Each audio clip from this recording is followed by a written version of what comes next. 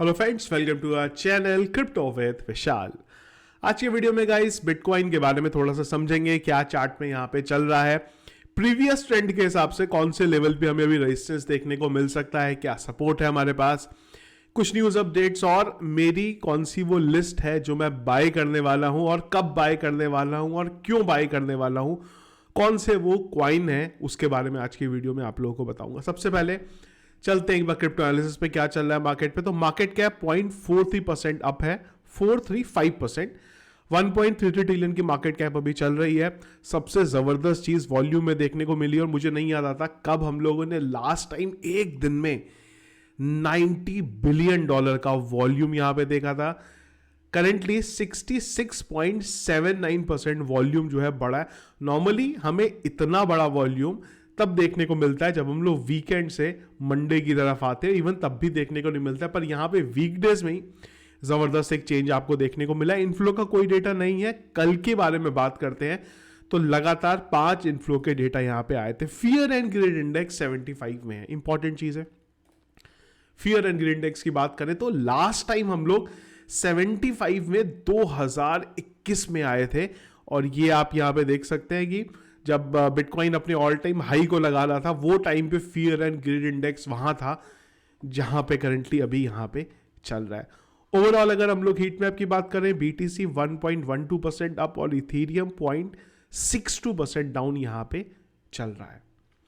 Bitcoin के chart के बारे में बात करते हैं और अगेन थोड़ा समझने की कोशिश करें, क्योंकि होता क्या है ना, लोग चीजों को समझते नहीं है और उसके बाद ये आ जाती है कहानी। कल भी यही हुआ, कई यूजर्स के कमेंट थे, यार आप बहुत नेगेटिव बात करते हो। दिक्कत ये है कि हर कोई ये चाहता है कि बस मार्केट ऊपर ही चलता रहे, वो कभी भी सपोर्ट बनाने ना है। तो देखो इस तरीके से नहीं होता। थोड़ा सा यहाँ पे आप इस चीज को समझने की कोशिश करिएगा। जब भी वीडियो बना रहा हूं मैं, बिटकॉइन का प्राइस है 41,900 पे अभी यहाँ पे चल रहा है।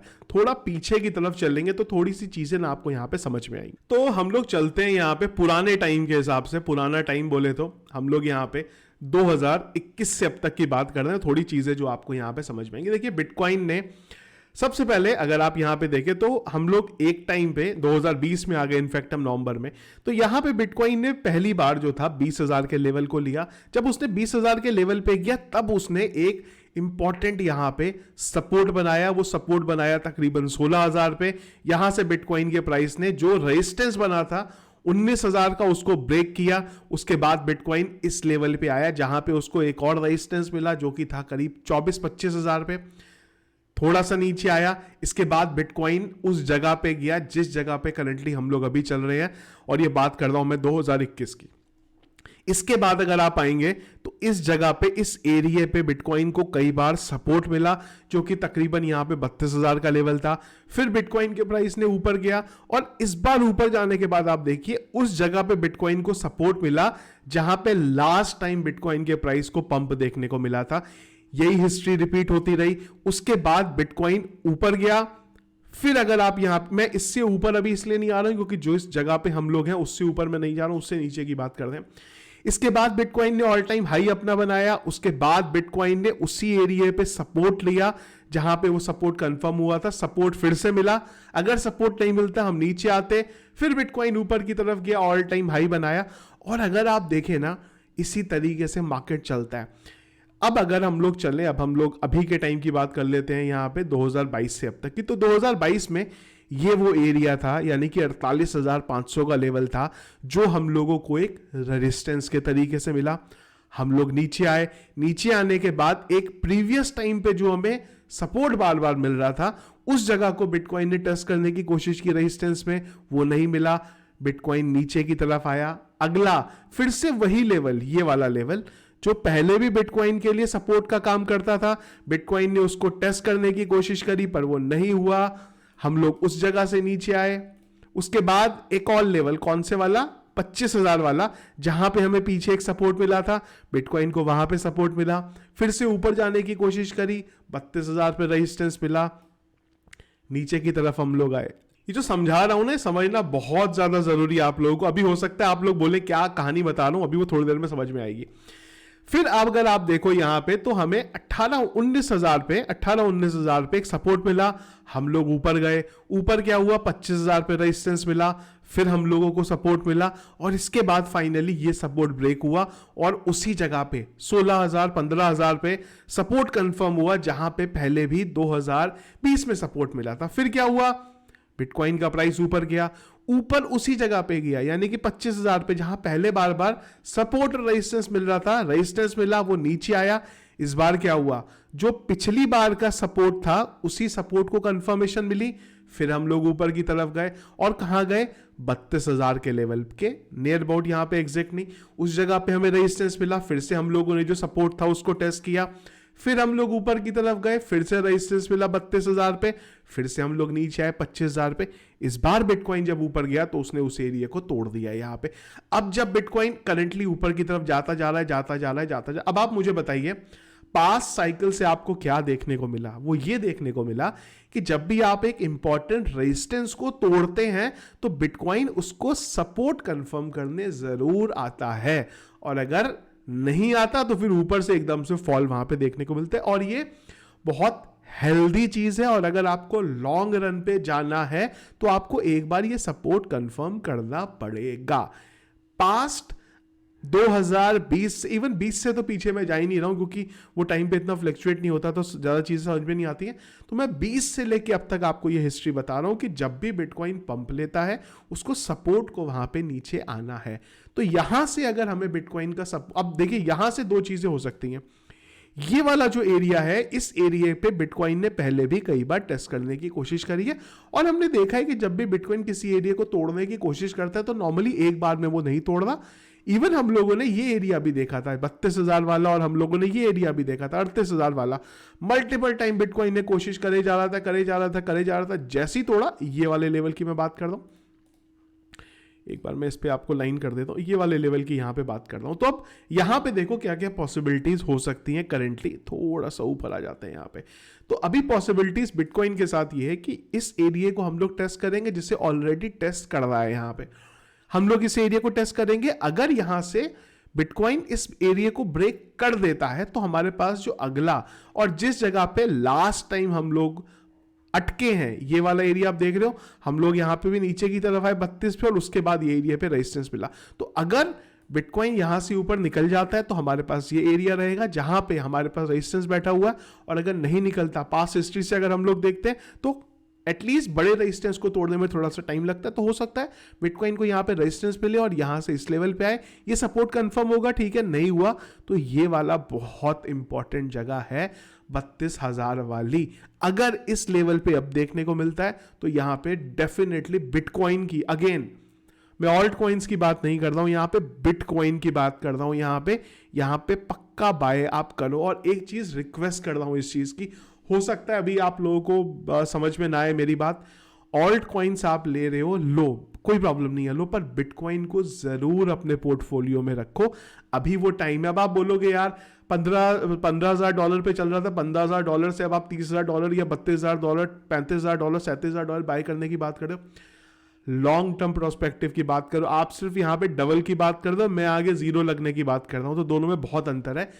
ऑल्ट कॉइन्स बाय कर रहे हो ठीक है, पर बिटकॉइन को जरूर पोर्टफोलियो में रखो। अब आप बोलोगे यार भाई $40,000 का कैसे खरीदेंगे, भाई 100 रुपए का खरीद लो, 200 रुपए का खरीद लो। अगर ऑल्ट्स बाय कर रहे हो, बिटकॉइन को भी बाय करो, डीसीए जरूर करो अगर हाई पे करा है, और अगर नहीं बिटकॉइन कभी खरीदा तो भी लो। सिर्फ इसलिए बोल रहा हूं कि ऑल्ट कॉइन्स में अगर कल को कुछ हुआ, अगर ये करेक्शन देखने को मिला आपको यहां पे, तो बिटकॉइन नहीं कुछ गिरेगा। आप अगर देखो यहां से, इस जगह से अगर हम लोग इस जगह आ भी गए तो बिटकॉइन 10% गिरेगा, पर ऑल्ट कॉइन्स यहां सीधा 30 से 40% गिरने वाले हैं। तो जरूर बिटकॉइन को अपने पोर्टफोलियो में रखो, दो रीजन की वजह से। लंबे टाइम पे अगर होल्ड करना है तो बिटकॉइन ही खाली वो जा सकता है, ज्यादा ज्यादा इथीरियम वहां जा सकता है, और अगर ऑल्ट कॉइन्स में कुछ हो भी गया तो आपको एटलीस्ट बिटकॉइन में प्रॉफिट जो है वो देखने को मिलेगा वहां पे। तो ये दो इंपॉर्टेंट चीजें हैं। अब मैं पर्सनली यहां पे कुछ ट्रेड लेने वाला हूं, मैंने अभी नहीं ली है, वो क्या ट्रेड है वो एक बार बात करते हैं। यहां से अगर बिटकॉइन को रेजिस्टेंस देखने को मिला, अगर रेजिस्टेंस देखने को नहीं मिला मैं नहीं लूंगा, अगर इस जगह रेजिस्टेंस देखने को मिला तो मैं लूंगा। जब भी बिटकॉइन को रेजिस्टेंस मिला, उसको एक करेक्शन देखने को मिला, तो कुछ प्रोजेक्ट्स हैं जिन्हें मैं बाय करने वाला हूं। क्यों करने वाला हूं वो भी आपको बताता हूं, पहले एक बार समझ लेते हैं यहां पे। तो ये वो लिस्ट है, बिटकॉइन, इथीरियम, ओपी, एआरबी, टिया और टोटल 75%। अब देखो मैं क्या करने वाला हूं, और एक चीज आपको बहुत क्लियरली पहले बता दूं, मैं मेरा सोचना किसी चीज को लेके अलग हो सकता है। बिटकॉइन को मैंने 22-23 हजार पे लिया था, उससे पहले $320 पे जब बिटकॉइन होता था तब भी लिया था। मेरे को फर्क इसलिए नहीं पड़ रहा क्योंकि मैं इसको निकालने वाला नहीं हूं।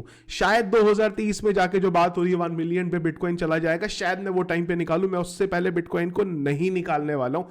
मुझे नहीं पता आप लोगों का प्रोस्पेक्टिव क्या होगा। नॉर्मली जब भी मैं क्रिप्टो करेंसी में इन्वेस्ट करता हूं, मैं हमेशा लॉन्ग टर्म पे करता हूं। लॉन्ग टर्म का मतलब ये कि अगला बुल रन, वो भी मैं इन प्रोजेक्ट के लिए बोल रहा हूं, जैसे कि ओपी है, टिया है, पिथ है, या फिर एप्टॉस, या यहाँ पे इथीरियम। ये वो प्रोजेक्ट रहेंगे जिसको मैं बहुत लंबे टाइम के लिए होल्ड करने वाला हूं। मैं शॉर्ट टर्म पे इनको नहीं निकालने वाला हूं। तो आपका अपनी एक बार रिसर्च करिए, मेरी रिसर्च क्या है, क्यों बाई कर दो, वो चीजें मैं आप लोगों को यहां पे फिलहाल अभी बता रहा हूं। तो मैं ये करने वाला हूं कि जैसे ही बिटकॉइन ने ये करेक्शन लिया, तो मैं जो भी मेरे पास एक एक्स अमाउंट मैंने निकाल के रखा है, मैं उस एक्स अमाउंट को 3 से डिवाइड करूंगा। हर $2000 जैसे बिटकॉइन जाएगा, मैं ये ऑल्ट कॉइन्स खरीदने वाला हूं। यानी कि फिर से समझा लो कि अगर 10 रुपए मैं टोटल इन्वेस्ट करने वाला हूं, मैं 10 रुपए को 3 पार्ट में डिवाइड करूंगा, 3 रुपए, 3 रुपए, 3 रुपए।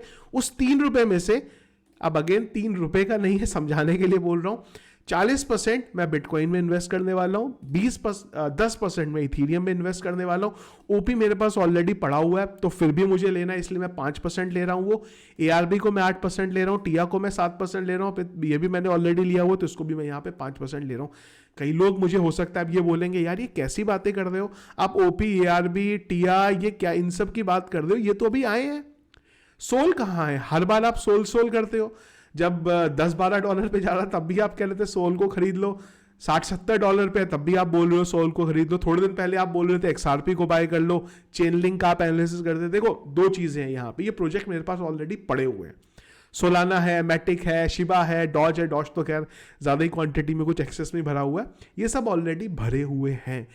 लेकिन जो मेरा एक्सपीरियंस रहा है पास्ट में ना, जो नए प्रोजेक्ट होते हैं अगर वो अच्छे हैं, उन्होंने बुल रन में डेवलपमेंट अच्छा किया, तो वो जो पंप होंगे ना, वो ये प्रोजेक्ट नहीं हो सकते जो पहले से मार्केट में है।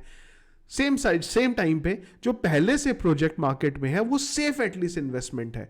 अगर आप चेन लिंक की बात करोगे, आप एक्सआरपी की बात करोगे, एक्सआरपी अगेन लॉन्ग टर्म पे बहुत बढ़िया है, पर मैं ये अगले बुल रन के लिए बाय करने वाला हूं। तो इसलिए मैं नए प्रोजेक्ट को ज्यादा टारगेट कर रहा हूं यहाँ पे।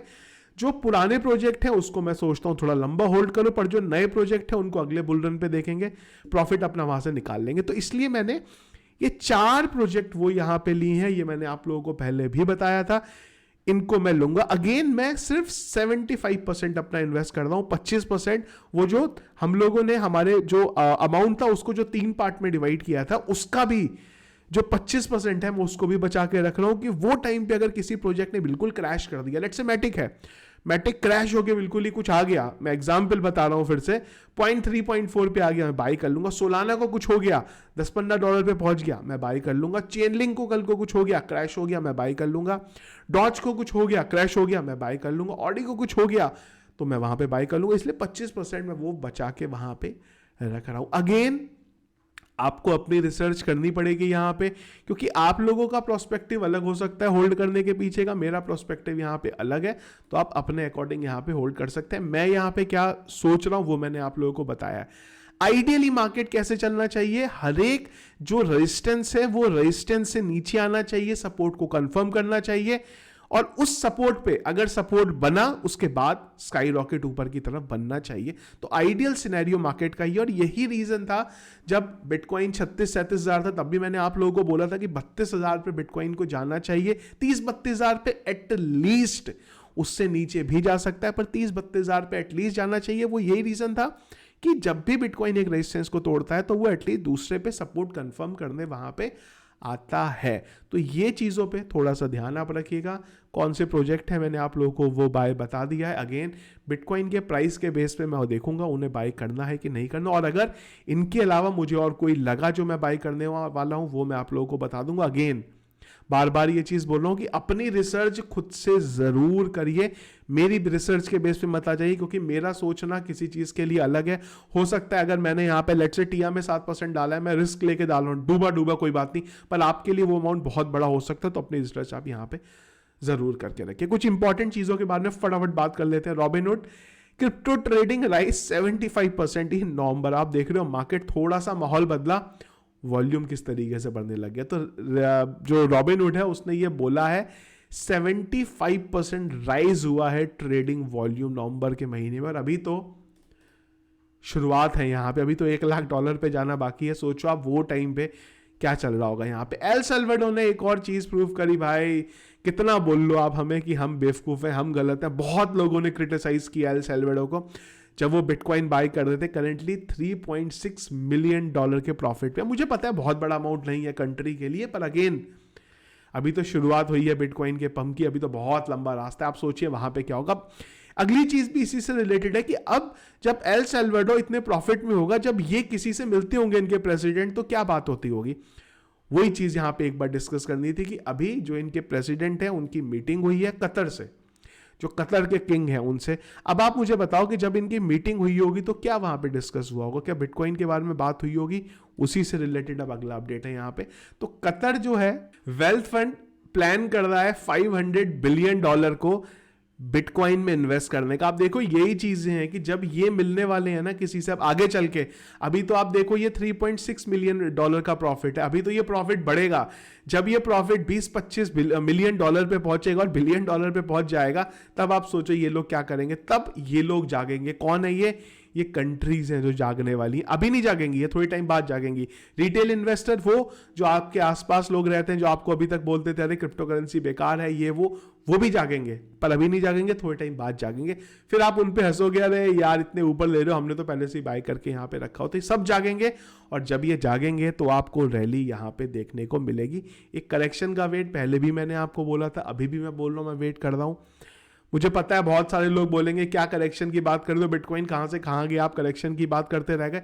पर अगेन अगर आप हिस्ट्री देखोगे, अगर आप चार्ट देखोगे, अगर आप पैटर्न देखोगे, तो आपको समझ में आएगा क्यों मैं बोल रहा हूँ। और फिर से बोल रहा हूँ ये चीज़, ये पॉजिटिव है करेक्शन आना, क्योंकि अगर करेक्शन नहीं आया, बिटकॉइन इसी तरीके से बढ़ता गया, तो वो थोड़ा सा नेगेटिव है, क्योंकि जब गिरा वहां से ना तो एकदम से नीचे गिरेगा। इसलिए सपोर्ट कंफर्म करिए, आप आगे बढ़िए, सपोर्ट कंफर्म करिए, फिर आगे बढ़िए।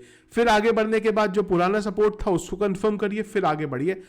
बहुत आगे हम लोग जल्दी इसी तरीके से जाते रहेंगे, अगर सेम पैटर्न मेरा मानना है यहाँ पे बनता है। तो आप लोगों का क्या ओपिनियन है, आप लोगों की क्या लिस्ट है यहाँ पे मार्केट डाउन होने के बाद। देखिए एप्टॉस मैंने इस लिस्ट से अभी के लिए हटा दिया था, क्योंकि कुछ खास अपडेट मुझे दिखा नहीं उसका। पर हाँ, आने वाले टाइम पे जो नए प्रोजेक्ट है उस पर डेफिनेटली एप्टॉस को आप वहां पे इंक्लूड कर सकते हो। तो मेरी ये लिस्ट है, आप लोगों की क्या लिस्ट है जरूर मुझे एक बार कमेंट बॉक्स में बताइएगा। तो वीडियो अच्छा लगा, कुछ इंफॉर्मेशन मिली, कुछ सीखने को मिला, जरूर लाइक करिएगा, और अगर पहली बार हमारा चैनल देख रहे हैं तो जरूर सब्सक्राइब कर लीजिएगा। Thank you friends.